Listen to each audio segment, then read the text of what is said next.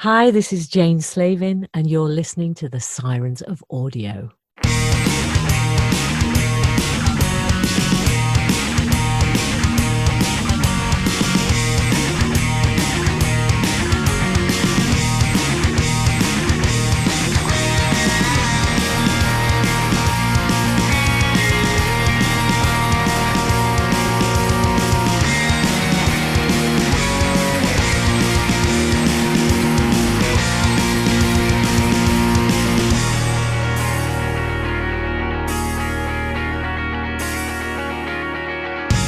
G'day audiophiles, this is the Sirens of Audio, the podcast devoted to all things Doctor Who and the Doctor Who universe in the audio medium. My name is Dwayne and joining me is... It's Philip. Hey Dwayne. Hey, how's things going with you? Yeah, things are great. Staying busy, lots of things happening all the time, so lots of good things to listen to. It's been great. The man with 6 kids, there's things going on all the time, really? Yeah, just one or two things now and then. Very good, very good. Hey, listen, I have been listening to so much audio lately that yesterday I got sick of it and I picked up a book. It's a book that I've been wanting to read for a long time. It does relate to audio, so I'm going to tell you a bit about it. I picked up, I can't remember where, it's been sitting around on my shelf to read for probably 12 months. And I brought it along with me on the trip that I'm on. Hadn't even touched it. But it is Frankenstein by Mary Shelley. I'd never read the book. I'd seen a few different versions of the movie, and I found the book an absolutely riveting read. Have you read it, Philip? I have read it. It's an amazing book, and thinking it was written in one night is astounding. Wasn't it a short story and then expanded on? Yeah, I believe so. But yeah, she wrote a lot of it. But she fleshed it out, yeah. In one night, yes. Yeah, pretty amazing stuff. It's really interesting because we've been talking lately about Big Finish authors, and we've been pretty excited about the number of female authors seeming to increase. And I'm thinking about it, I think this is strange to be talking about. Why has there always not been that level of equality? Well, I can't even believe I'm saying the word equality because I'm not usually that political, but I've noticed that, yeah, the number of female authors has gone up considerably, and yet here, I've been reading over the last day, just finished it tonight, a book that is considered the first science fiction novel of all time written by a woman.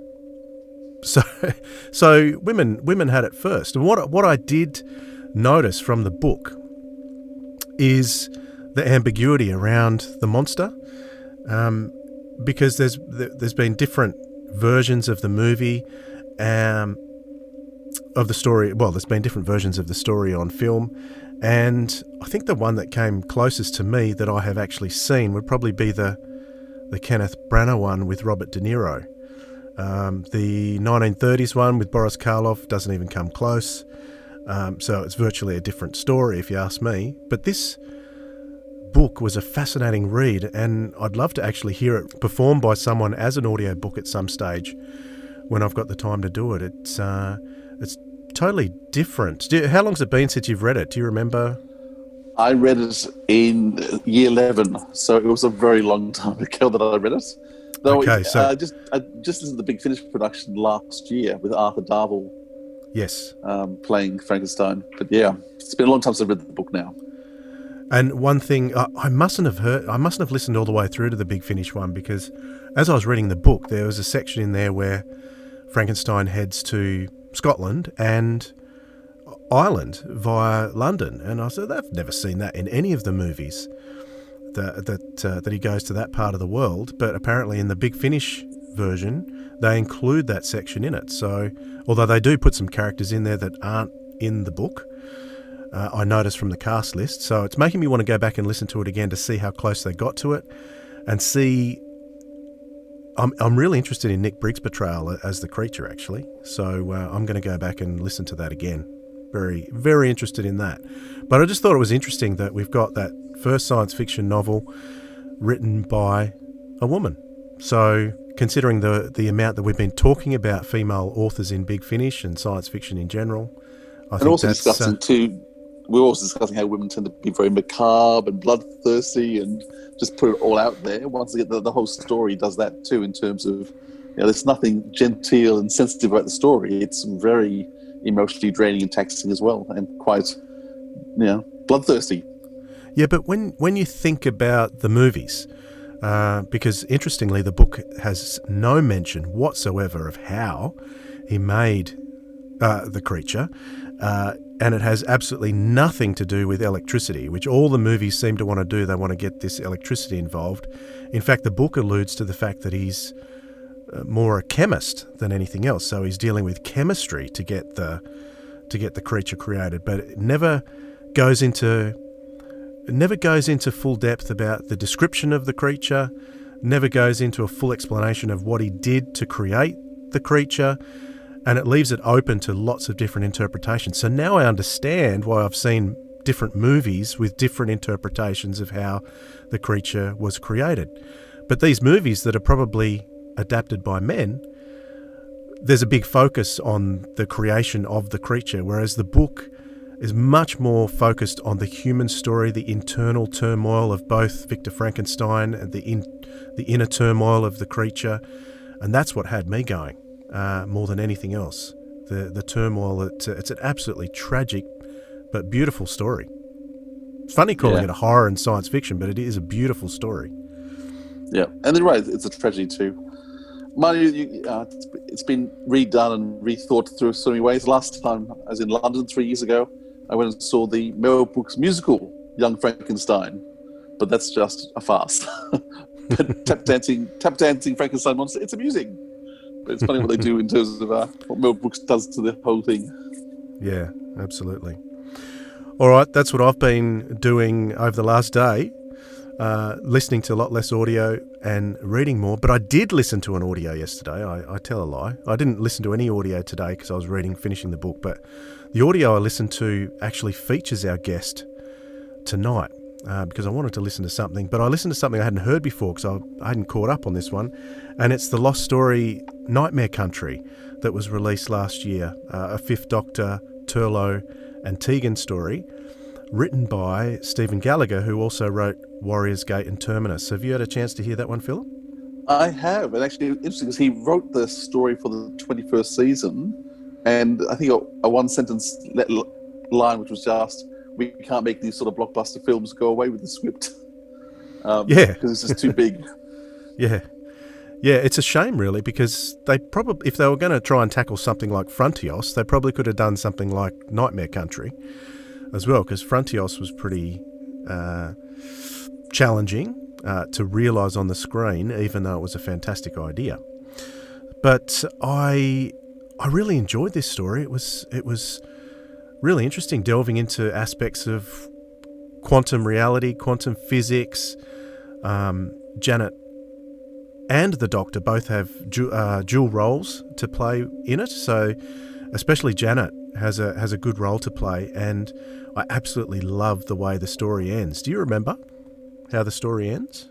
No, I must confess I only listened to it once. How's it end? Well, it must. What? I don't know if I can spoil it. But spoilers. It would spoil it, and I'd like to encourage anyone to have a listen to it. It's got a great ending. But a lot of these 4-part stories, you know how I've been talking about them potentially dragging. You yourself have not been a fan of 4-parters for a while, but this one had me riveted the whole way through. I didn't stop for a break. So I can highly recommend Nightmare Country, and be curious to see if Janet recalls anything about it when we talk to her shortly.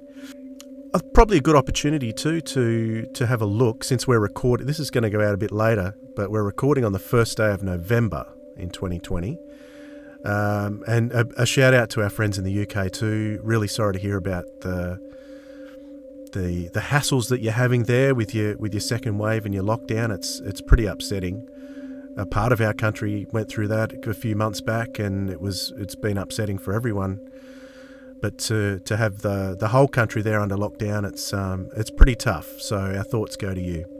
But if you're a big Finish fan, you've got lots to look forward to in the month of November. Anything in particular that you're looking forward to, Philip? Well, I love River Song, and the 10th Doctor River Song series coming out, they're going to be pretty good, I think. So that's probably the highlight, but there's actually lots of great stuff coming out. So, yeah. What are you looking forward to, Dwayne? There is. I'm actually looking forward to the next Time Lord Victorious story, because I loved Brian the Ood. I mean, it sounds silly to say it out loud, but it came across really well in the audio. I don't know if you've had a chance to have a listen to that one yet. Oh, I loved Brian the Ood. Yeah. The psychopathic Ood. He's played so differently and so well. Oh, and actually, that reminds me, I liked it so much, I put up a little review on our website. So if you go to sirensofaudio.com, we've got a reviews section where we put some little written reviews of things that we've listened to. There's not too many up there at the moment, but do check it out. What else is out? Shadow of the Daleks, the second instalment of the Fifth Doctor's monthly adventure. There was a series of 4 one-part adventures released in October. Part 2 is going to be released this month, and I'm looking forward to that. I like the one-part stories. Yes, the one I'm looking forward to, because I really got to the end of those first 4 stories. I enjoyed them, but I've got no idea what's going on.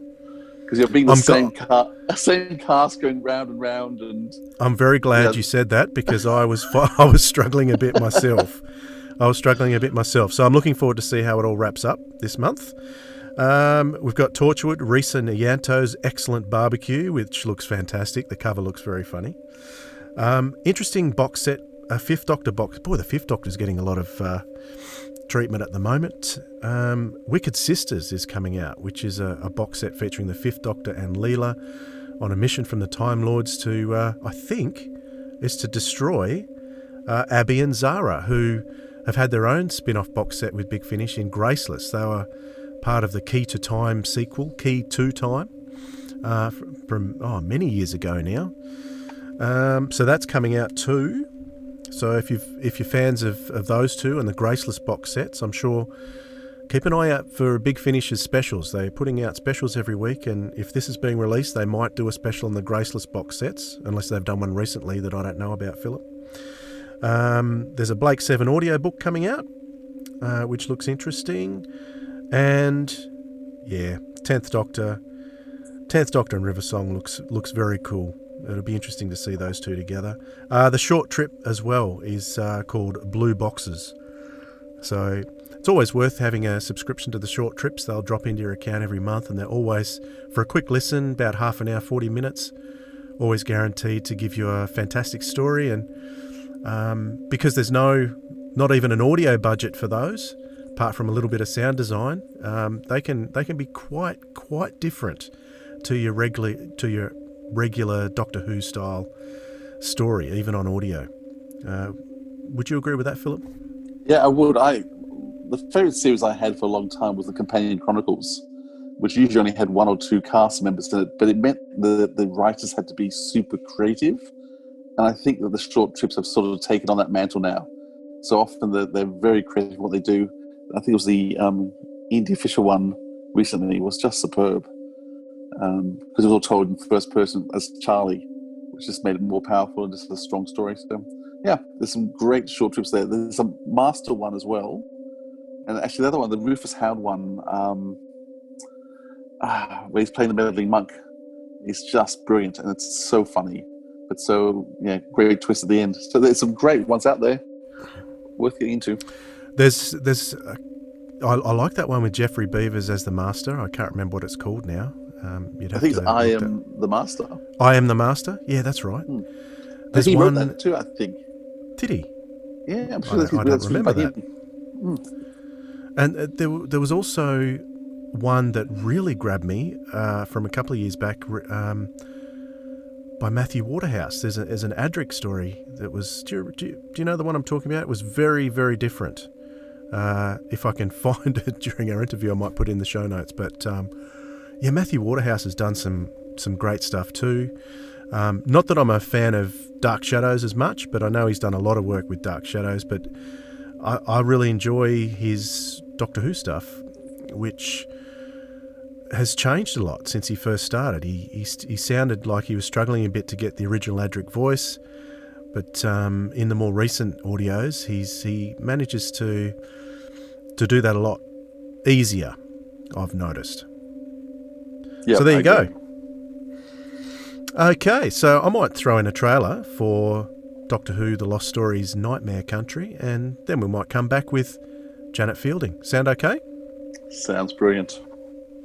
Coming soon from Big Finish Productions, Doctor Who The Lost Stories. A sacred blue box. Oh, that's a first. Nightmare Country. Doctor! Doctor! It's me, Tegan! Did she say Tegan? I don't know. Young woman, you've been misled. Those are the Vojani. Step away before Yeah, I've got it. Does the Doctor know you're taking his TARDIS apart? Do you even know what you're doing? Can anyone hear me? Anyone? Yeah, don't start digging yet. It's a tomb. Nothing nice ever came out of a tomb. Don't you find that everything about this place is just a little bit off? We're on a graveyard planet, where spaceships fall out of the sky like sparrows in a gas cloud. How normal is that? Wherever we've explored, it's been one big necropolis. There seem to be burial zones for different races and cultures. She thought there was no danger. And look at her. No breath, no heartbeat. You've killed her. Is there something wrong? I may not be able to remember how I came here, but I can be reasonably sure that if you're intending a successful launch, the last thing you need is a flammable rocket. Hey, no! What are you...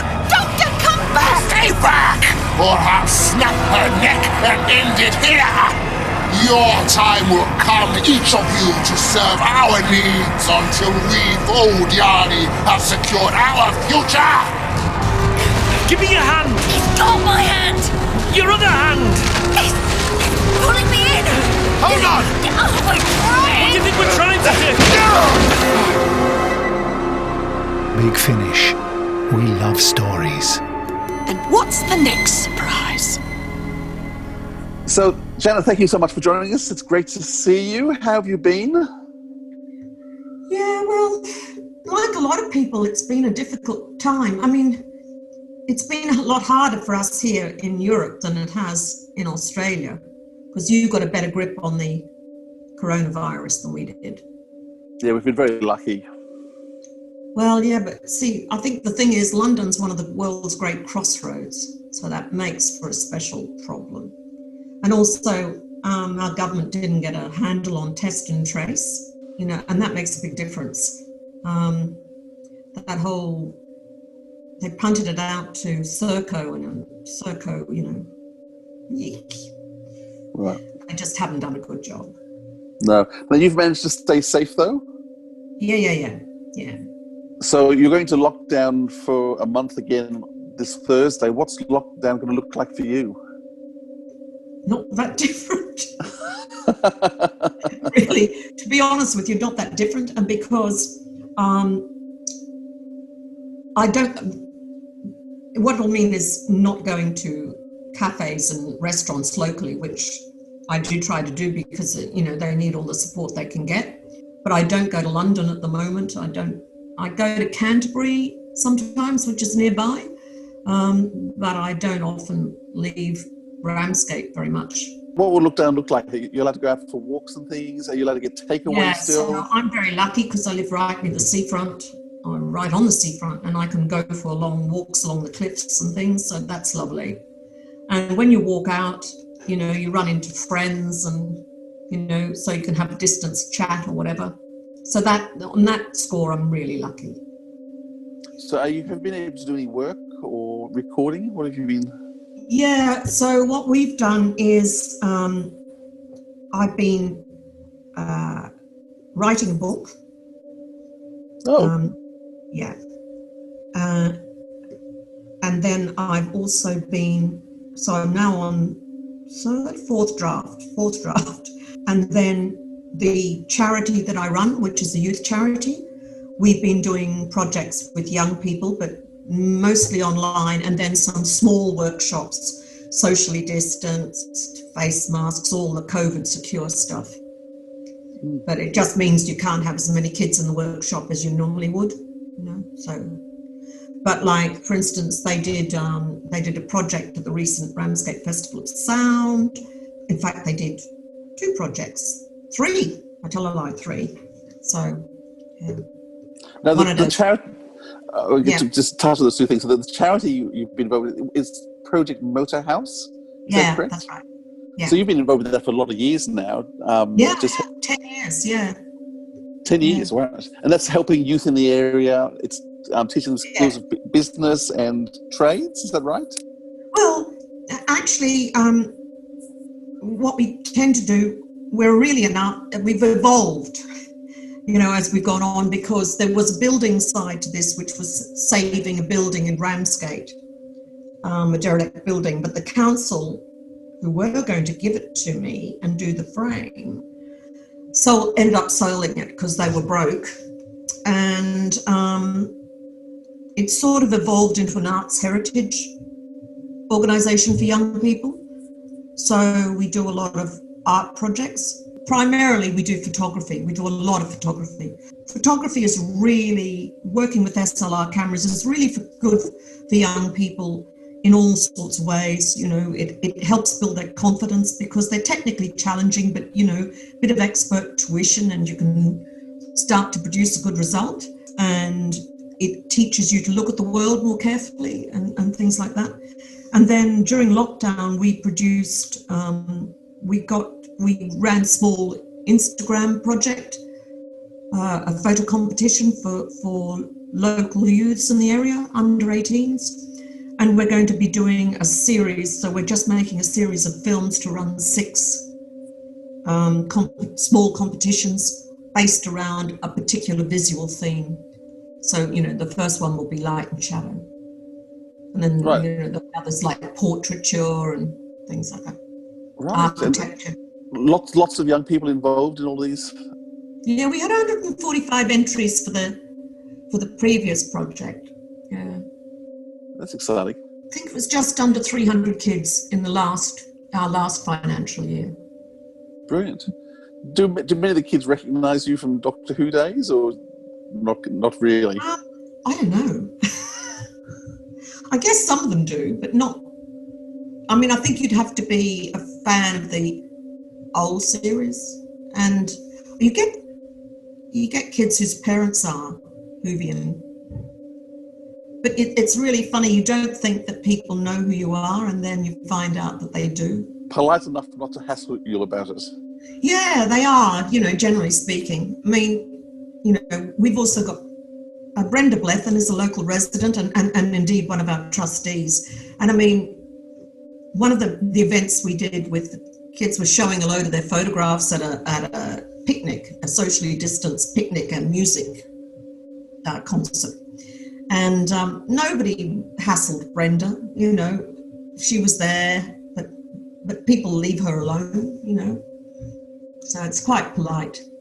That's great. Now, you said you're working on a book. What's the book about? Not going to tell you yet. Any clues at all? Well, it'll be going out soon. I'll let you know. I will let you know. Looking forward to it. So, 4th draft, so it must be getting close to being ready. It's non-fiction. Non-fiction. Brilliant. Yeah, but it's not a biography, although my biography is in it. Okay. Okay. You've got me curious now. Okay. The biography of quite a few Doctor Who people, isn't it? Fantastic. Okay. This is going to be amazing. Good stuff. Now, we wanted to talk to you a bit about your audio work and Big Finish work in particular. Oh, yeah. Where it goes. Now, Gary Russell, when he first started doing Big Finish audios, he said there was 3 people he wanted to work with. Yeah. He wanted to work with Paul McCann, Tom Baker, and you. Right. So okay. I don't know whether he did say that. There were 3 people he was after, and you were one of them. I think maybe it was a bit of a challenge. Actually, where he cornered me was at a fan convention in Sydney. I would have been there, actually. Yeah, in 2003. 2003. Right. And that's where because I'd worked with Wendy Padbury just slightly on the 5 Doctors, but that's where I kind of really got to know her and got friendly with her. Yes. That's and I had never met, I don't think I'd ever met Katie at that point, and I met Katie at that as well. But Gary bless his furry little feet, he talked me into doing a big finish, and I said, right. And I thought I'd be really, really rubbish at them, so I didn't want to do them. Is that why? Was it that you were concerned about how you come across? Well, I thought it was a long time since I'd done any acting. And so I was a little bit hesitant about doing any, because you kind of, you decide to move on with your life. But then he talked me into it, and I found I enjoyed it. And it was really lovely, because I used to see Peter anyway because we're both members of a club in London called Soho House. And so I used to see Peter anyway. And then I sort of got back, I got to see Sarah again, and Mark and Matthew, and, the old crew, and you've known each other 40 years, and do you know what I mean? You're just really friendly. And so that's been really lovely. And then the Big Finish team are just lovely, and I really enjoyed it. And Toby's lunches, at the studio were just superb. How could you not the lunches? Yeah. How could you not be in love with Toby's lunches, I mean, I'm about to do some more in December, the lockdown versions. Okay. I mean, I'm set up, I can do a home setup, but my internet isn't as good as it should be for that sort of thing, really. Can I just say that we spoke to John Dorney a couple of weeks ago, and he said that he got his first job with Big Finish by talking with Gary Russell at a Sydney convention. I reckon it was the same one. So it was a very fruitful convention in 2003. Lots of good things happened. Well, who knew? Who the hell knew? Isn't that amazing? People need to come to Sydney. It's where things happen. I know. I'd love to get back there. I really would love to get back there. I mean, last year I went to Australia 3 times. I planned to go once because my youngest brother was turning 60. Your baby brother? My baby brother. And my baby brother had been so good with my parents. And I said, we should really all the siblings get together and celebrate or commiserate. And so I planned a holiday in August last year. And then my dad died in July and my mum died in November. So I ended up going 3 times. And, it's just, I'd love to have gone this year again because, I love seeing my brothers and friends in Australia, So it's kind of, And I love Sydney. I haven't been to Sydney for ages. Actually, 2013. Right, okay. And I hadn't been to Melbourne in 2013. I don't think I'd been to Melbourne since the 70s. Right, wow. And I like Melbourne because that's better shoe shopping. It's the unclean city at the moment, but yes. And I have very small feet. So in England, I tell you, this is the land of the Bigfoot. It is really hard to get the right shoes if you've got small feet. I have to go to France or Italy, which I can't go to at the moment. No, are the borders open between the different countries? They were. So friends of mine came back from Rome recently, and they got back just before you had to go into quarantine. Right. But Italy's infection rate was climbing, so. Yeah, it's been pretty tough. Yeah. Okay, so when you first came back to Big Finish, just to get back a little while, so that was in 2006 you did your first audio, and you actually played your contemporary age of 2006 rather than, was that your choice in terms of, I'm going to come back, I'm going to do one for you? No, wasn't your choice? Not at all. And he gave me a terminal disease, for God's sake. Because I said I'd only do one, he gave me a terminal disease. And then when I complained, he said, you told me you were only going to do one. And it was his last show. But luckily in the TARDIS, that doesn't matter. No. Because you can go back in time or forward. So it was a positive. So when you did that one audio, that was a positive experience. So that because there was another 4 years before you came back again. Was it? Yeah. Was it really? It was. 2006 you did your first one, and it was 2010 when you came back into the trilogy with Sarah Sutton and Mark. And started doing. They started doing 3 every year for basically since then. Yeah.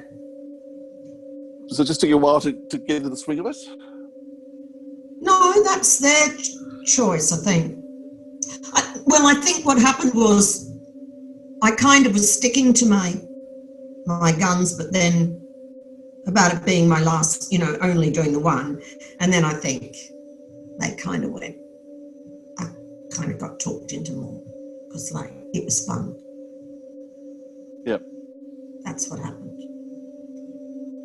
Did you find that you just fall back into Tegan though? I mean, she's a character you played for so many years. Yeah. Do you just feel comfortable playing her? Yeah, I mean, I had certain. It was really funny because Peter and I started taking the piss out. I mean, am I allowed to say taking the piss? Yeah. Anyway, Peter and I do take the piss out of each other a lot. I mean, a lot. And David has said you have to watch out when they're being polite to each other because that's when it's not. So on that, I did change quite a few lines, or I wanted to change quite a few lines. And the reason was, Joe, who don't get me wrong, I thought he'd done a good script, but he'd made Tegan a bit unkind. And while she was cranky at times and quite assertive, she was never unkind. And there's a big difference between being assertive and being, quite feisty and being cruel. And I thought he'd made her a bit cruel. So I can remember that I changed a number of lines and I said, no, that's wrong. Tegan isn't like that. She isn't cruel. She's just cranky at times. Confident in herself. And confident, yeah. She doesn't take any nonsense. So what was it like? I mean, the first script you did, you just worked with only Peter, and then you came back and you were also working with Sarah and Mark. Had you done much? Had you been keeping in contact with Sarah and Mark much between times? I don't stay in contact with Mark much, but or Matthew, although I do email them from time to time. But I stay in semi-regular contact with Sarah. Yeah, fairly regular. And the same with Peter. Yeah, because we were together for the longest, and it just kind of works out that way. Yeah. I mean, stand by for the Blu-ray of, I think it's season 20. Because Sarah, Peter and I do a road trip to Germany, to Kassel in Germany. And I promise you, it is hilarious. Why did you go to Germany? Because there was a fan convention on. And what happened was, Sarah and her husband had bought a new car. And I said, well, let's take a week to go to Germany and see a bit of Germany on the way. Good idea, said Sarah. The next thing I know, Peter's found out that we're going to Kassel. He'd been there the year before. He phones Kassel and says, why don't you have me along with the 2 girls? What? So what Sarah and I did was I phoned Russell Minton, who produces the Blu-ray extras, and I said, listen, Russell, it's going to be Peter, Sarah and I on this road trip. I think you should film it. And he agreed. So we ended up only doing a 2-day road trip. but they filmed it. And we had a ball. We really had a good time. And it was funny. It was very funny. It was very, very, very funny. We had a lot of laughs. One of the most entertaining things about your seasons on the DVD releases, apart from the shows, of course, was listening to your commentaries. Were you a bit sad once you'd finished all those? You sounded like you had so much fun. Oh, we had a hilarious time. We had such a good time. We would, Peter and I in particular really sparked off each other when we did commentaries together, because we were very irreverent. Yeah. What is actually the process for recording a commentary? You're put into a room and they just play this video with no audio and you just talk over it, or how do you prepare for that? In the old ones, you used to watch the entire. You'd do your homework, and then you'd come in But with this, it's a bit. We tend to watch segments of it, and comment on it. Yeah, but it's enough to know. You know what's happening, because often the story. So yeah. You and Peter sparring off each other has been a highlight of conventions and audios and DVDs for years. How did that all start? Do you know what? I think the dynamic goes something like this. Peter is the only male with 3 sisters, right? I am the only female with 3 brothers. And it's like a brother-sister thing. And I've just always taken the mickey out of, And also, I get really cranky with him because he's always we're always having to fit in around Peter doing 5 jobs at once. Greedy little thing. So greedy. So, put it this way, if Peter stopped working, 3 other actors would have a career because he's that busy. Every time you phone him, okay, Pete, how many jobs have you got at the moment? It's hard not to feel the envy. Doctor Who, the 5th Doctor box set, Iterations of I. Something's happened on that island. It's an evil place. Bad things happen there. Even the Doctor wouldn't bring us to a haunted house. Are those graves? Well, that's disturbing. There's hatred here, Tegan. Anger. It wants us to go. I thought I saw someone. Indistinct, moving through the dark. Like a scream without a face. Like insanity walking. It was laughing. I was wrong. I'm not all right. There's something evil here. We can't stop it. What's going on here, Doctor? It's all well and good being rigid and rational, but you only need to be wrong once and there'll be nothing to help when the ghosts come out to play. I think we woke a demon. Doctor!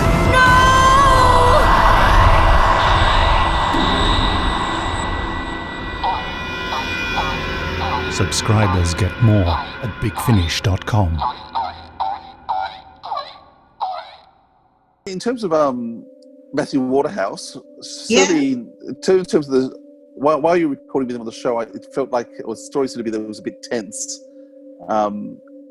with him when you were on the show. And he wrote his, I'm not sure if you've read his book or not, The Blue Box Boy, where he talks about being pretty miserable, more so with Tom than with later people, but just in terms of, I think he had these huge dreams, expectations of what would happen when he got on the show, and none of them were really met. Yeah. Just in terms of how was the relationship re-establishing with him when he found, because it took him years, even longer than you, to come back to Big Finish and start doing recordings. Oh really? I didn't realise. I thought he'd already done some before I did. No. Oh. No. Oh, I didn't realise that. Because he was living in America. Yes. So he wasn't really around. I think the thing about him was that Matthew was very young when he did it. And he wasn't a very experienced actor. And he didn't kind of speak the same language as the rest of us. So although I wasn't experienced in terms of the camera, I had been working as an actor for some time. So I'd been doing stage work. I'd only done like a tiny one-day part in a Hammer House of Horror. That's all I'd done when I got Doctor Who. Matthew didn't, I think underneath it, he's quite a shy man anyway, or he's always struck me anyway as being quite shy. So that would be another, element that would make it a little bit trickier for him. And I just, I think he didn't sort of speak the same language as us, really. It was just kind of, the rest of us were much more experienced in terms of acting and our craft and those kinds of things. Yep, and I think it looked like you and Peter actually clicked very fast because you've got a very natural relationship with each other on screen. Did you feel like you... and I think Matthew struggled for a role. Yeah. I had something very clear, clear line to play. I think Sarah had a harder time than I did because hers wasn't as clear either. And, they overlap because, both she and Matthew play scientific... Teenagers, naive. Smart, blah, blah, blah. Sarah's character wasn't going to be a through character. John decided to include her character because she's so good, basically, I think. And because he decided that the TARDIS needed more people in it. And let's be honest, just having 2 regulars in a series is quite, just the Doctor and a companion. Two regulars in a series is quite a low number, even for a half-hour show. You think of most of the half-hour shows that you could name. Half-hour dramas are quite rare anyway, but a half hour with only 2 regulars, that's really unusual. Mm. So aside from Big Finish, you don't actually do any more acting? You're encouraging and still creative. Why did you decide to move away from acting? Well, what happened was, when I got into my 30s, I was looking at casting, after I left 2, I did a series up at Central Television and I did a bit of theatre, but I was looking at casting brief after casting brief and there was nothing I could play. An actor needs roles that they can play and there was nothing that I could see that I could play. So is that when you got involved with women in film and television? Yeah, it was. So what was the purpose of that organisation? Well, it's still going. It's very successful. And I'd like to think that I laid a good foundation there. And the idea was that men had a network in the business, but women didn't.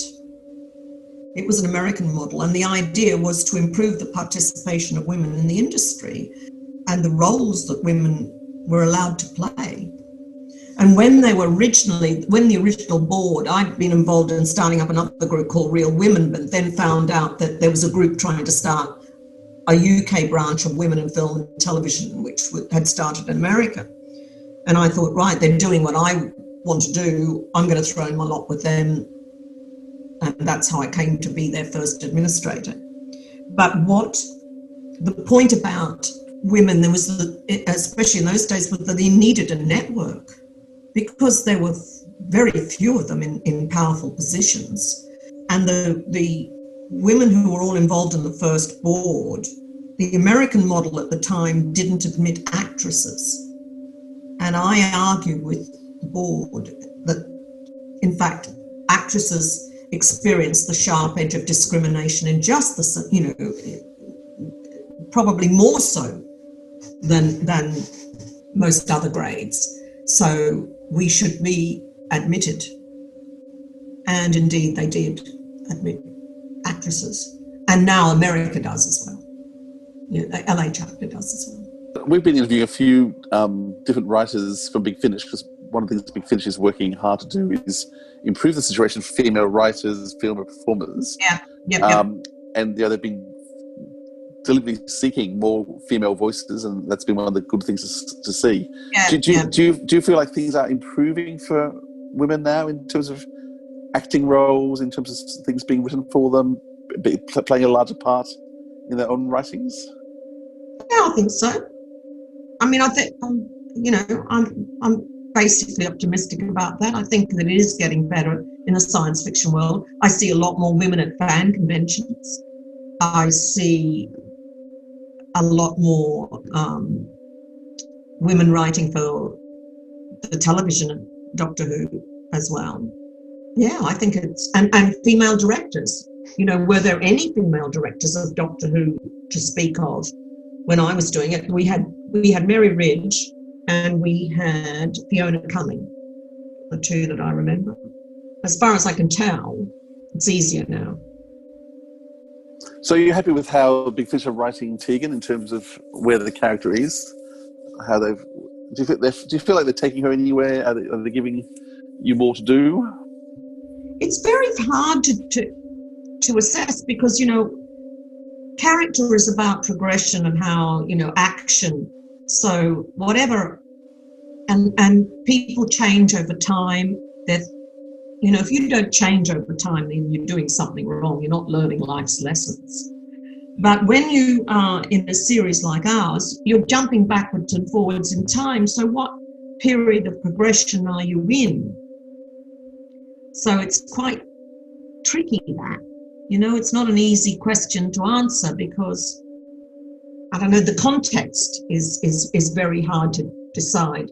It isn't always clear what the context is. And you have to be, where is she in the story here? Do you know what I mean? Yeah. In terms of her life. I think basically, yes, I am fairly happy with how they're writing her. And when I'm not, I say so.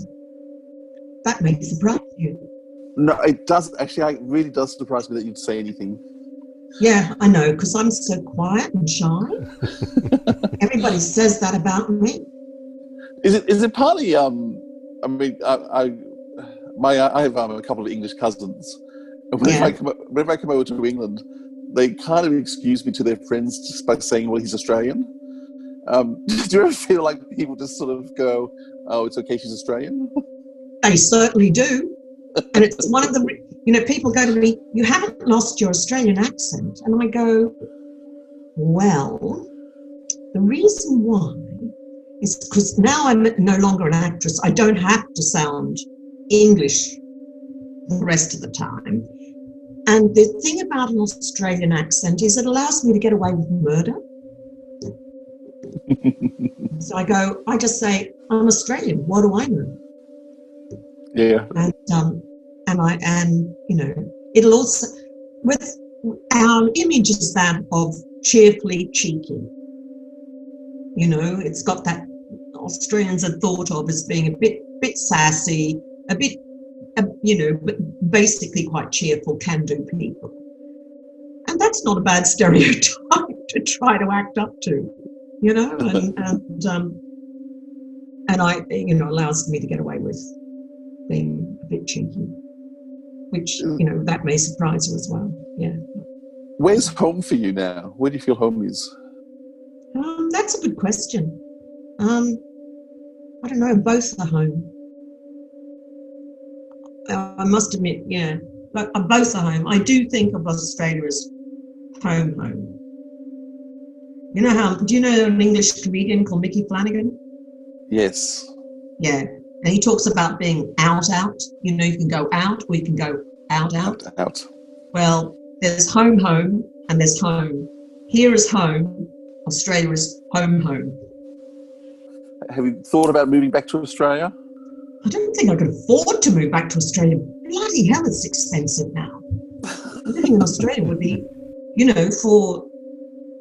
for us from England, it would be incredibly expensive.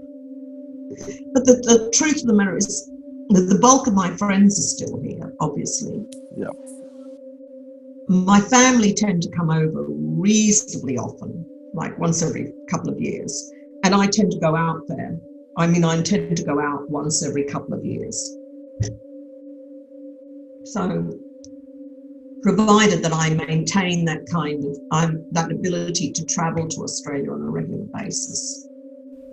Speaking of your time as an agent, Paul McGann, Paul McGann, he's been the doctor for the last 25 years. Is it a good thing that he didn't take your advice? What advice? I didn't say don't do the job. I said be aware that it will take your life. Because it was a pilot, so you don't know whether it's going to go ahead. And in fact, it was, because science fiction was at that time incredibly expensive to do and needed to meet the same kind of level as, the Star Wars and what have you, had built a certain expectation. So the figures were a bit marginal for the pilot, and they didn't go ahead with it. But I had warned him that it would be extraordinary, would change his life, and it did. Certainly did. Yeah. And I do see him from time to time at conventions. Why did you give up being an agent? Was it just... Because at the end of the day, there's nothing you have that's yours. You don't participate in a production. You don't create something that's yours. Even running the charity, I help create and produce projects.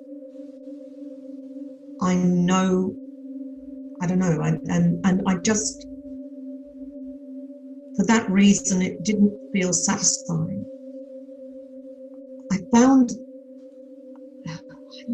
just found it a bit relentless. It didn't allow headspace for anything else. If you were doing it properly, it didn't seem to allow any headspace for anything else.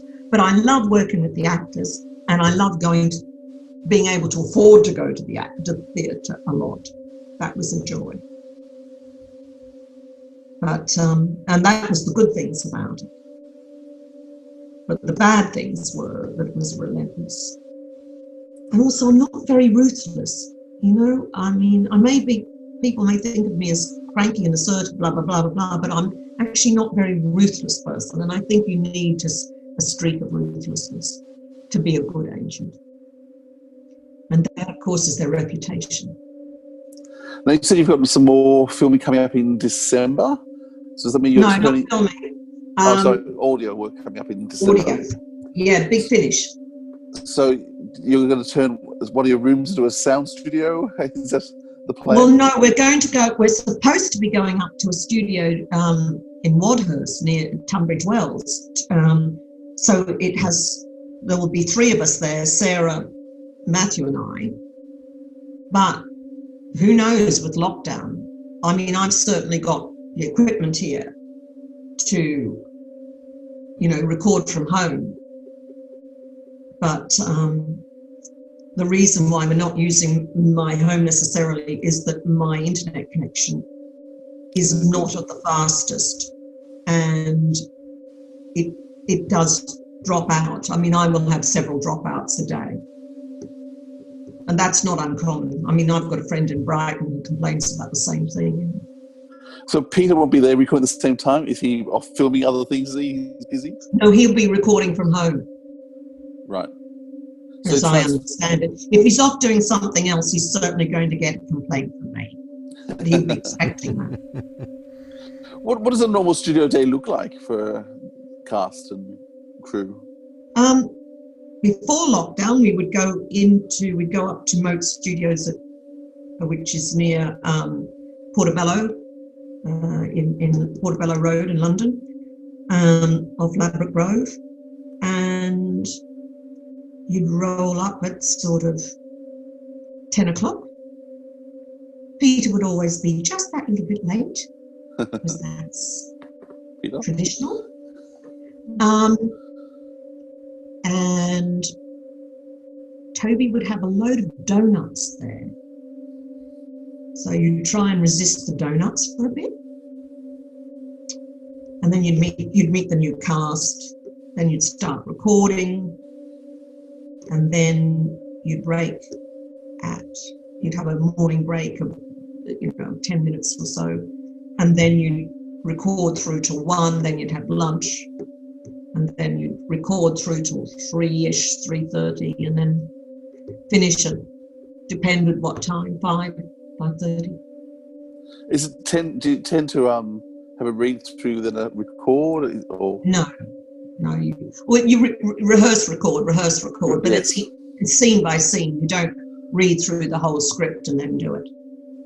Right. And what Peter does, Peter gets, as you finish recording, Peter just hurls the pages that he's done off. He just hurls them in, and his booth always looks like a snowstorm after about an hour. Do they ever say, hang on, we need page 22 again, and he can't find it? Yeah, that's right. That's correct. That is true. Yeah, that is exactly what happens. So how soon before a recording day do you get scripts? And are you usually there doing a block of... You tend to do 2 weeks. Yeah, and we do tend to do 2 or 3 scripts at once. We sometimes record 4 a year, sometimes 3.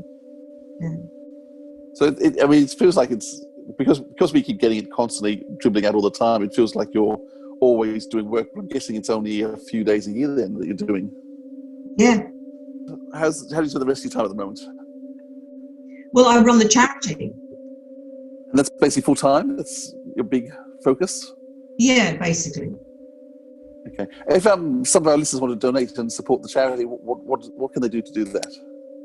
There's a donate button on our website, and so it all goes through, a third party, which is secure and all that kind of stuff.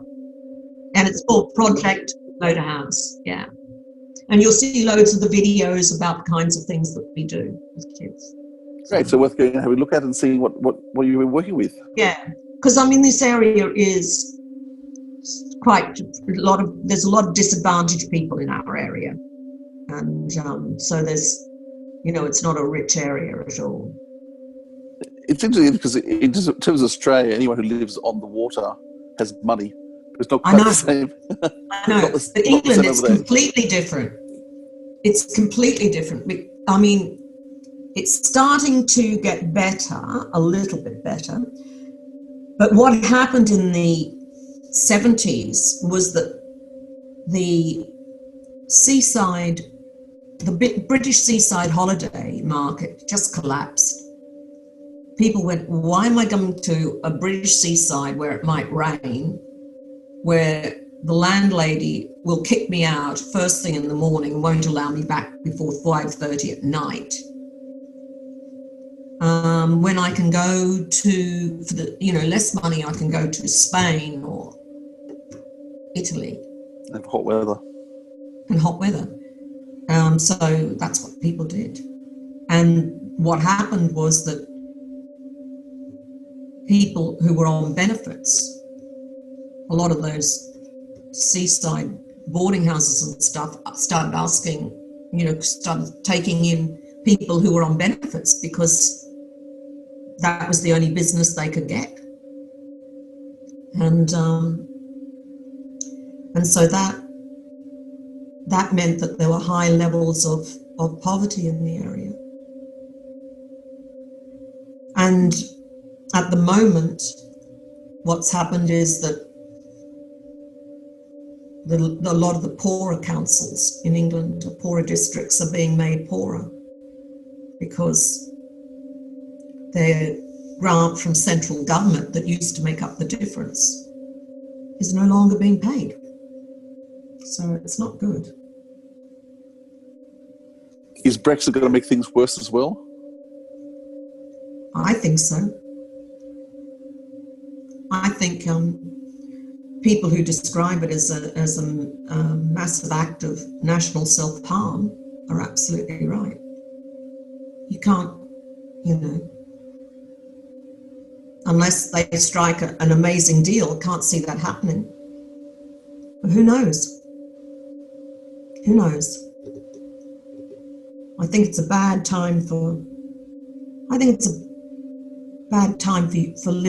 liberal ideals throughout the world. I mean, I grew up in a world where it was becoming increasingly tolerant, where on terms of things like gender and race. And I think a lot of that is being rolled back. That, you know, the European Union, well, it gave a lot of nations in Europe the longest run of peace they've ever known. I think that's something to value. You don't turn your back on that lightly. And I think people have. Did life get too easy? Well, yeah, and also, I mean, the European Union is not without its flaws. Trust me. You know, it's easy to diss, but you know, people have overlooked the positives. One of the things we do usually ask our guests is in terms of if there's anything you've been listening to, reading, watching that you'd like to recommend. Is there anything that has been struck your fancy the last little while? I tell you what is fantastic. My brother sent me for my birthday, my youngest brother, Ian, sent me Les Norton because I was in Australia for some of it, and and I really enjoyed it, but I'd never got to the end of it. So, and I'm rationing myself. So I do a little treat once a week so that I can see it once a week. Bit of Les Norton. Bit of Les Norton, a bit of good. I just made me hoot with laughter. I thought it was very funny. Yeah, great.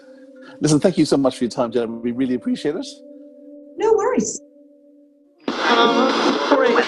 2006 Commonwealth Games open tonight in...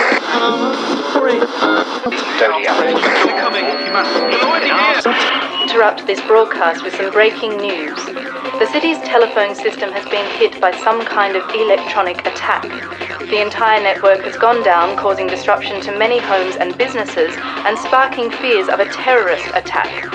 Despite pleas for calm, a number of incidents have already broken out. I know you're a maniac, but do you have to drive like one? Keep it down back there. What's happening?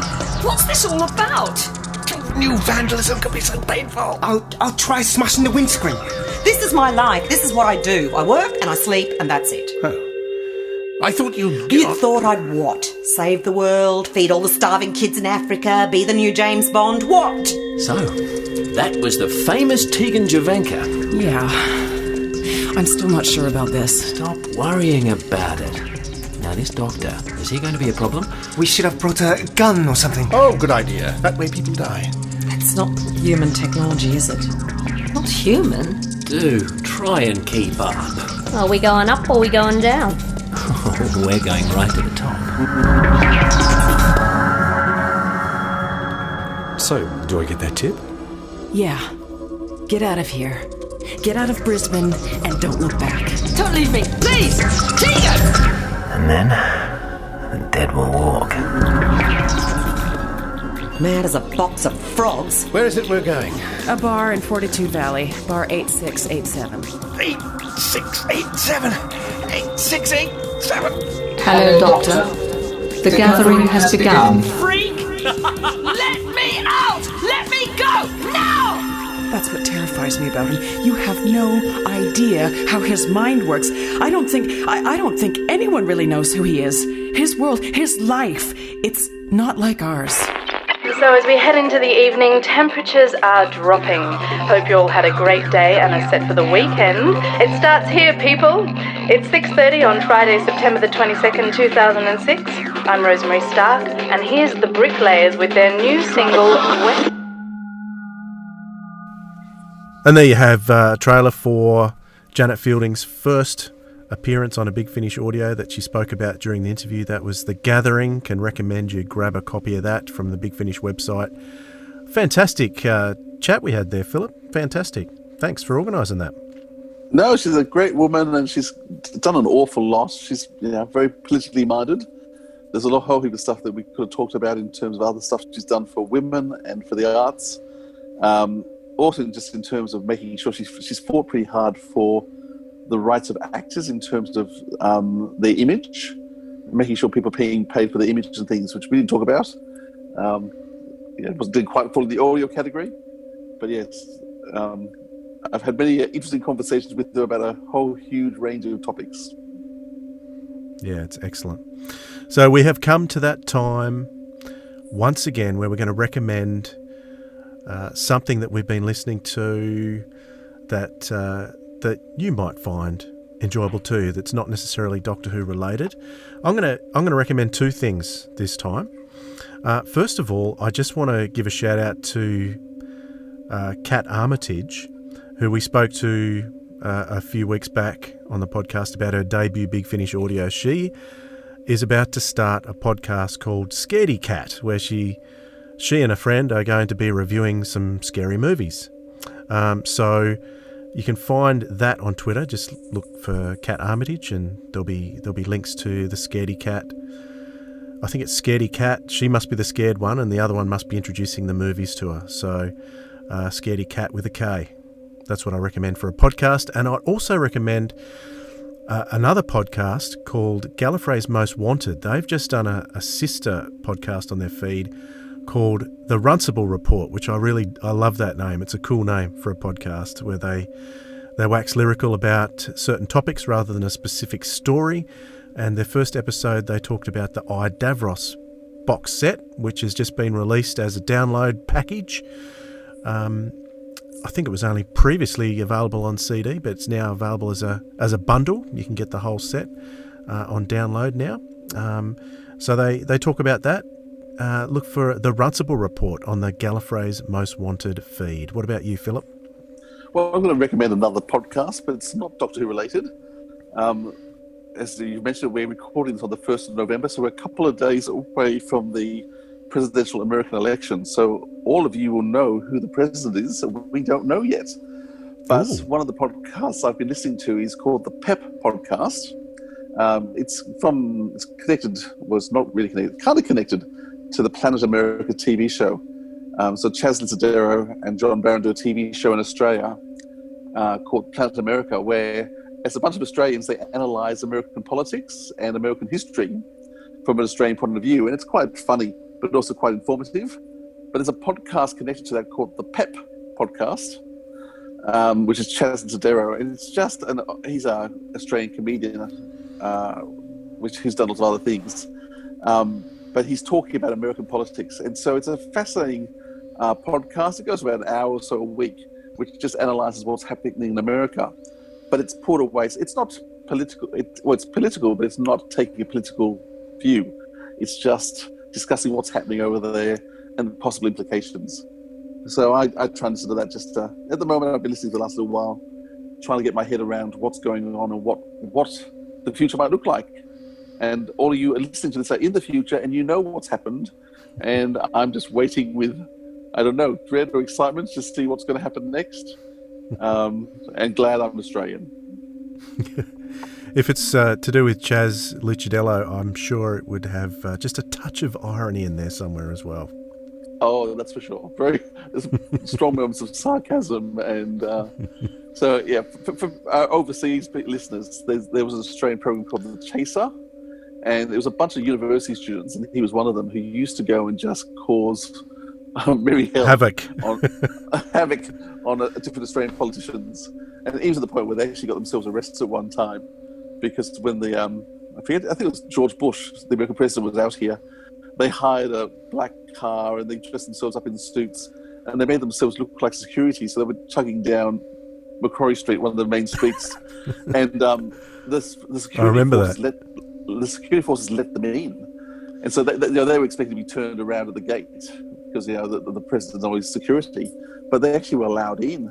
And then in the limo was someone dressed up as this Arab terrorist, and suddenly they had this major panic attack that what are we doing, because we're now coming up to the president and we've been allowed into the secure zone.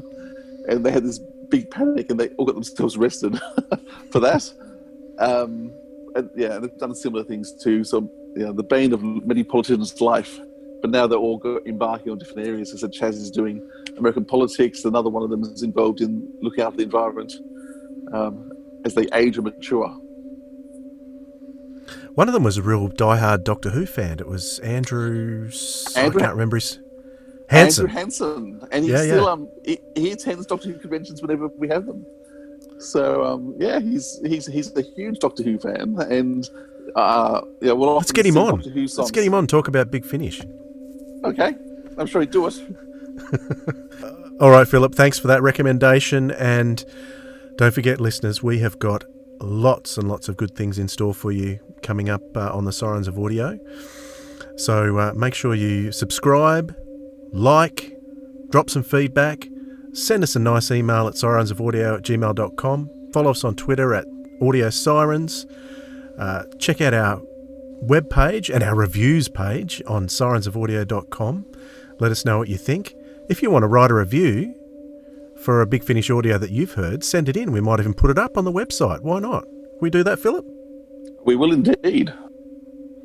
Very good. So, until you hear from us again, listen to lots of lovely audio, because audio drama rocks!